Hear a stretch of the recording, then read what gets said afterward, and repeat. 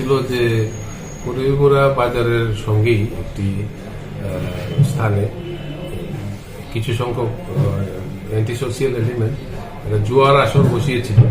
Police এখানে গিয়ে আমরা রেড করি এবং সমস্ত জুয়ার সরঞ্জাম যেগুলি আছে, টুলস, জুয়া খেলার সরঞ্জাম সমস্ত কিছু আমরা সিজ করে নিয়ে আসি। বুলবুল নামে একটি ব্যক্তি যে পুরাটা জুয়ার আসরের নেতৃত্বে ছিল, সে এখন পলাতক আছে, তাকে আমরা খুব শীঘ্রই গ্রেপ্তার